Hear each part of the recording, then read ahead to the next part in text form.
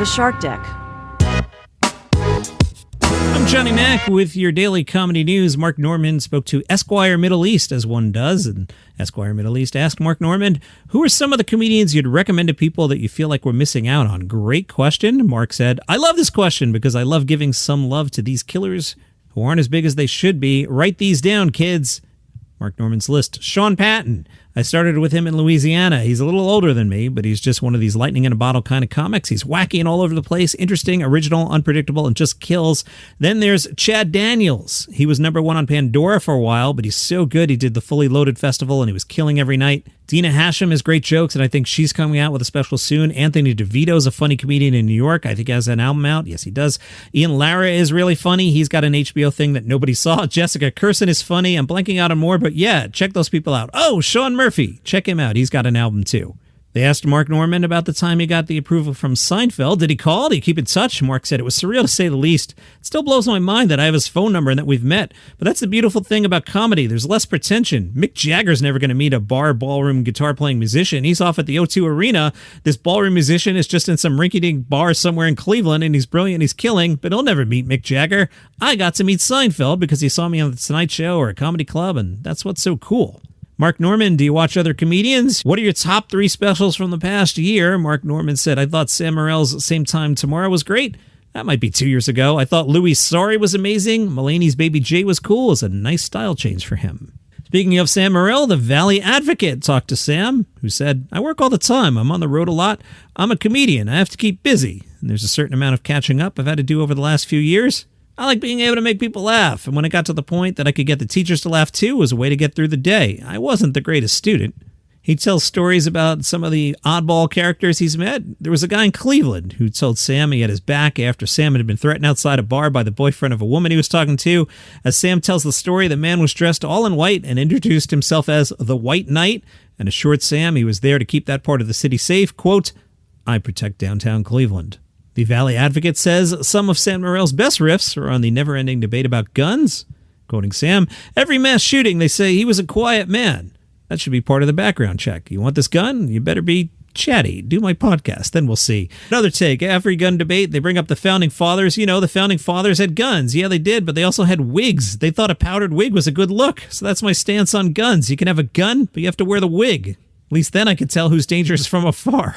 Sam has a bit in which he relates how a liberal friend explained to him, Trump is Hitler. Sam said, look, we don't know how hilarious Hitler would have been on social media. That's not fair. Hitler might have had a strong Twitter presence. He imitates someone tapping on a cell phone. Trapped in bunker. Sad. Donnell Rawlings spoke to the Journal News and said, the character Ashy Larry wasn't ashy on paper. He was just a guy with boxer shorts, dress shoes, and he liked to gamble away his wife's money. But I was doing Chappelle's show. I didn't get too many speaking roles, so I was like, I need to be physically funny. I thought when the camera first pans me, I want to be funny. So I went to the makeup department and said, I need a bottle of baby powder. I'm going to be the ashiest guy in this dice game. I didn't let anybody know. When they said action, I had a handful of baby powder and I blew it out, and an iconic street character was born. That was Ashy Larry. So when I put the show together, I collect stories and I put them in a document and I move stuff around depending on how much I have on a particular day. And I like to include the source. So for this one, I apparently, I don't know what happened. Here's what I wrote as the source. One word, OURTWNNY. No idea, but I just looked it up. Oh, OurTownNewYork.com. Who tells us about Caitlin Cook, who after college, Caitlin Cook, happened upon a piece of bathroom graffiti at a dive bar that said, writing on toilet walls is neither for critical acclaim nor financial reward. It is the purest form of art. Discuss. Cook was an art history major and thought it was an intriguing way to think about bathroom graffiti from an art historical lens. She spent 5 years photographing things written on bathroom walls. Her one-woman show, The Writing on the Stall, is set in the bathroom of a dive bar. She'll be at the Soho Playhouse September 6th through the 23rd. One particular exchange stayed with her. Someone had written, plant your own garden, decorate your own soul, instead of waiting for someone to bring you flowers. And then underneath it, somebody wrote, F off, they should bring you flowers. And I love that both things can be true. About 5 years ago, I was doing a lot of musical comedy, and I thought, wouldn't it be funny if some of the things I've seen written on bathroom walls were lyrics? So I wrote one song where all the lyrics were from bathroom graffiti.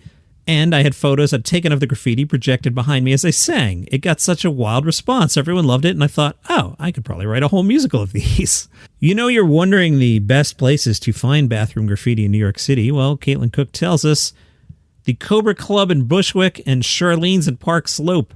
Hank's Saloon used to be really great, but it shut down a couple years ago. I just found some at Jimmy's Corner in Midtown. Really, any sort of artsy-divey bar is going to have some great bathroom graffiti most of the time. Well, what's the difference between men's bathroom graffiti and women's stalls? Caitlin says, so funny you asked. I currently have a reel blowing up right now about this. It just hit 5.6 million views, which is wild. I have all these people in my comments section just debating the difference between men and women bathroom graffiti, which is so funny. I see a lot of really uplifting, empowering, beautiful things that women write to each other, like, you got this, you go girl, just breathe, leave him, it's okay. And in the men's stalls, some beautifully illustrated penises. What about gender-neutral bathrooms? She said, I saw one the other day. More people should be named Louisa. It just makes me think, who wrote that? Were they named Louisa? Were they in love with someone named Louisa? What's their story? One more quirky one that she saw recently, which said, up until recently, I didn't know that Stevie Wonder was blind. I thought glasses were just his thing. For more information, thecaitlincook.com. Carnival Cruises might be adding an early show. We get this from cruisehive.com, which is your home for comedy news. Apparently, if you've been on a Carnival cruise lately, you may have gotten a survey which asked whether or not you'd be interested in an earlier evening comedy show, one that runs from 5 to 5:30 p.m. Such an early show would be before the early seating for the ship's main dining rooms, which is usually at 5:30, 5:45, or 6:15. Typically, Carnival's earlier comedy shows, which are 30 to 45-minute sets, are scheduled between 8 and 10 p.m., and they're family-friendly, while shows that begin after 11 are generally adult-rated. Sir Billy Connolly has unveiled 4 new drawings for sale. Billy Connolly is 80. He's been an artist since 2012. The artworks are titled Pontius Tries Pilates, got it, One-Armed Juggler, Nightmare, and Drunk Donkey. Billy said, I thought it'd be funny to call Pontius Pilates, and then I thought people would be offended by that, so I fiddled around and I got Pontius Tries Pilates. He's just a guy trying at the gym, trying his best. I don't understand the whole gymnasium culture, but he does it and he's good. As for One-Armed Juggler, well, he's an example of the fact that most of the figures in my work are doing things that don't matter, just doing things they do, thinking they'll do good. I've spent my life doing that. You see guys out in their 60s running in the evening, and you think, get a chair and a bottle of beer and switch on the TV. Who are you kidding? Nightmare, he says, I'm famous for shouting in the night and singing and laughing. My daughter's seen me. I've never remembered it. And Drunk Donkey goes back to his days when he lived in Scotland. He owned 2 donkeys, who he said he would let wander the place eating grass. They cling to you. They've got a real tie to human beings. Donkeys are funny animals, but it's an endearing kind of funny.